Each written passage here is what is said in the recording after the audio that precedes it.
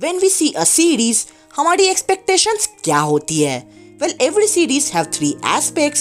Number 1, story telling. या तो story में कुछ ऐसा हो कि तुम उस सीरीज से अटैच हो जाओ. Number 2, fan service. अब fan service is so much important कि स्टोरी भले ही बेकार हो, लेकिन व्यूअर्स को वो मिलना चाहिए जो वो देखना चाहते हैं. या तो Number 3, ग्राफिक्स या animation.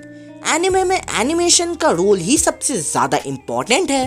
The anime might not have a great story और may be no fan service at all, but अगर एनिमेशन दमदार हो वो इस सीरीज को एक हाइप्ड एनिमे बना सकता है. तो तुम देख ही सकते हो कि ये 3 एस्पेक्ट्स कितने ज्यादा इम्पोर्टेंट है कोई भी सीरीज के लिए. For example demon slayer. हाँ, आई नो काफी लोग डिसएग्री करेंगे, बट जब मैंने डीमन स्लेयर चालू किया था उस टाइम इंडिया में किसी को पता ही नहीं था कि एक ऐसी सीरीज आई है, but the animation of that episode by Ufotable made this anime a hyped reality. And come on, कोई क्यों ही एक प्लीजिंग एनिमेशन को छोड़ना चाहेगा. जब यहाँ एनिमेशन की बात कर ही रहे हैं तो Takt Op Destiny the current high level of animation is airing, जिसे और कोई नहीं Madhouse and MAPPA collaborate करके बना रहा है. And irony is that MAPPA actually में मैड हाउस से ओरिजिनेटेड है, which makes this series more special. और recent times में studios ने काफी प्रमोट किया है ओरिजिनलिटी को. You can take Akudama Drive by Pierrot Studio या Wonder Egg Priority by Cloverworks या फिर VB Vivid Studio और Skate by Bones. इससे ये भी साबित होता है कि आज के टाइम पे एक ओरिजिनल सीरीज जिसका कोई सोर्स नहीं है, you just have to follow what's going to happen next makes it more intriguing. And animation by Mappa Madhouse collabing for the original series makes it so much hyped up. Even कि जब मापा ने upcoming project announce किया था, टाक टोपी के लिए hype वहीं से चालू हो चुकी थी because of its breathtaking animation. But animation को अगर एक well crafted story complement कर जाए, then it's always have a chance to become a Demon Slayer or Fate series. तो obvious बात है, we will try to analyze the story. वैसे तो इसके पास 2 एपिसोड आए हैं and I really like to make a review after the series ends, but animation and टाक टोपी का world is so much interesting makes it impossible not to review. अब मैं तो तुम्हें जो समरी में लिखा है नहीं बताने वाला, वो तो तुम खुद पढ़ चुके हो. तो जो मुझे समझ आया इन 2 एपिसोड्स में वो बताने वाला हूँ. अगर जॉनर्स की बात की जाए तो ये एक एक्शन फैंटेसी म्यूजिकल एनिमे है with a slight romance in it. First episode current world को दिखाता है जो कि पूरा फोकस्ड है एक्शन पे, but second episode current situation के रीजन को दिखाता है जो स्टोरी ओरिएंटेड है. टाक टोपी डेस्टिनी का वर्ल्ड म्यूजिक बेस्ड है, जहां असाइना टाक अपना मेन कैरेक्टर है जिसने अपने डैड को खो दिया एक भयानक इंसिडेंट में जिसमें D2 नाम के मॉन्स्टर्स इन्वेडेड द वर्ल्ड. अब ये D2 बहुत ज्यादा इन्फ्लुएंस कर गया on banning music in this world, क्योंकि D2 रिएक्ट करते थे कोई भी म्यूजिक के प्रति. लेकिन म्यूजिक बैन है इसका मतलब ये नहीं कि कोई म्यूजिकल एग्जिस्टेंस अब नहीं है.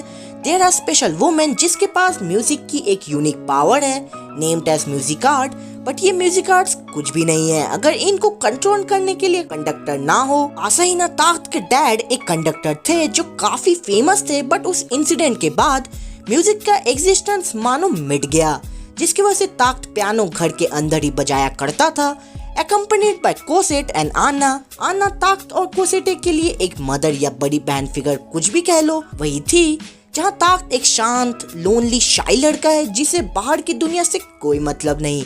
As long he can play his piano, he is happy.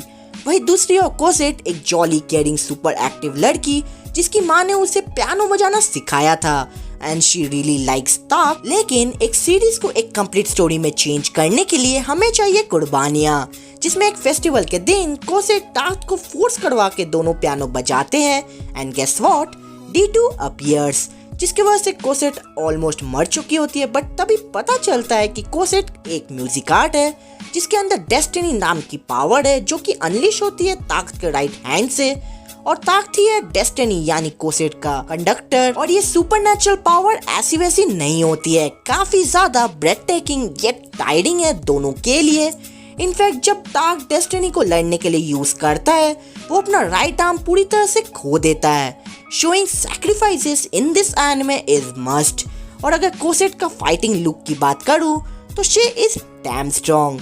जिस तरीके से फर्स्ट एपिसोड में फाइट सीन्स को प्रेजेंट किया गया है, it reminded me of Fate जो खुद में एक बैटल रॉयल सीरीज थी। Overall the anime is about music but about sacrifices and current scenario में एना, कोसेट एंड ताक्त का गोल है न्यूयॉर्क जाना and according to the personality Cosette का वो जॉली फ्री नेचर मानो जा चुका है जो शायद हमें आगे रिवील होगा। आखिर क्यों? After all it's an anime original so we expect कि काफी सारे mystery elements with shocking revelations add होंगे जो एट दिस टाइम एनिमेशन को बहुत अच्छे से कॉम्प्लीमेंट कर रहा है। And animation is so pleasing two eyes, तुम एक एपिसोड को बस एनिमेशन के लिए काफी बार देख सकते हो। It's how MAPPA and Madhouse is maintaining their quality। Question करने वाली बात ये जरूर रहेगी कि वीवी के म्यूजिक जॉनर सक्सेस के बाद क्या वीवी से आगे ताकत ओपी डेस्टिनी निकल पाएगा? आफ्टर ऑल ओपनिंग तो काफी सही ट्रैक पे है और एक ओरिजिनल को डिफाइन करता है उसकी सैटिस्फाइंग एंडिंग। फिलहाल तो इस एनिमे की रेटिंग ओवर 8 जा चुकी है and if I am not wrong opening song second episode में जो है एक म्यूजिक जॉनर के लिए काफी ज्यादा स्वीट एंड मेलोडियस है। तो ओवरऑल मेरे थॉट्स तो तुम जान ही चुके हो, मैं इमोशनल एस्पेक्ट पे बात ज्यादा नहीं करूंगा क्योंकि it's something you need to experience yourself. तो इज इट वर्थ इट? फिलहाल तो हाँ, is animation great? Absolutely. Does the story have twist and turn? Definitely. तो in my opinion give it a try और कमेंट में बताओ Takt OP Destiny का highlighting point क्या है। और रिव्यू अगर अच्छा लगे तो सब्सक्राइब करना तुम्हारे पैसे के लिए थोड़ी है, फ्री में है, कर लो यार। मैं मिलूंगा कोई और दूसरी रिव्यू में, तब तक के लिए सायो नारा।